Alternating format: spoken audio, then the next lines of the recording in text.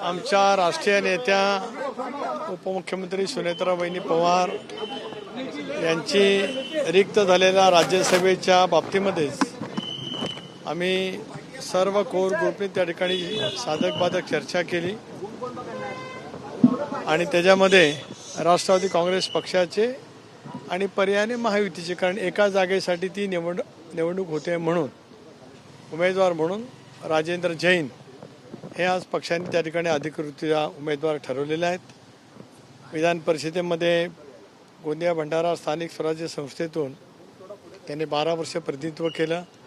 मध्यवर्ती bank, federation या सर्व संस्थांच्यामध्ये दीर्घकाळ राजेंद्र जैन यांनी काम त्या ठिकाणी केलेलं आहे. आणि मग विदर्भामध्ये सुद्धा पक्षाला संधी देण्याचं बरेच दिवस मनात होतं.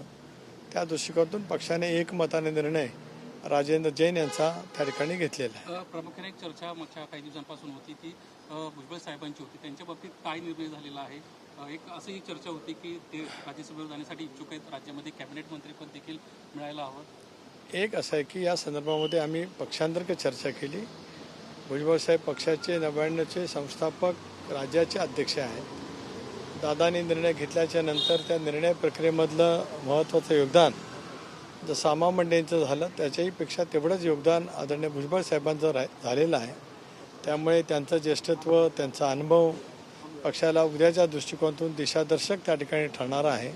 त्यामुळे त्यांच्या ज्येष्ठत्वाचा योग्य तो सन्मान होऊनच पुढच्या कालावधीमध्ये त्यांच्या मार्गदर्शनाखाली पक्षाची वाटचाल करत असताना त्या संदर्भातला निर्णय आम्ही एकमताने करणार आहोत. सर, किसका नाम आपने निश्चित किया है? क्या पैरामीटर्स हैं? राष्ट्रवादी कांग्रेस पार्टी की तरफ से हमारे नेता सुनेत्राबाई पवार जो हमारे राष्ट्रवादी कांग्रेस के राष्ट्रीय अध्यक्ष हैं, राज्य के उप मुख्यमंत्री हैं, उनकी जगह रिक्त हो गई है. यहाँ राष्ट्रवादी कांग्रेस पार्टी की तरफ से राजेंद्र जैन ये हमारे वहाँ पे कैंडिडेट हम घोषित करते हैं. जैसे कि एक ही जगह है राष्ट्रवादी कांग्रेस पार्टी की है, लेकिन महायुति की तरफ से हम कल ये चुनाव लड़ने जा रहे हैं. भुजबल साहब नाराज तो नहीं? बिल्कुल हमारे साथ में जब हैं. भुजबल साहब तो ऐसे नेता हैं कि जो उनके जो मन में है वो उनके चेहरे पे भी रहता है और बोलने के लिए कभी रुकते नहीं.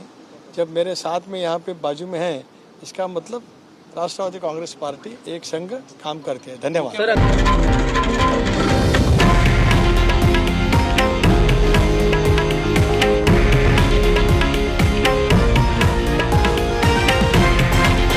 हे आहे देशातील नंबर 1 न्यूज नेटवर्क आणि आपण पाहत आहात TV9 मराठी, एकमेव.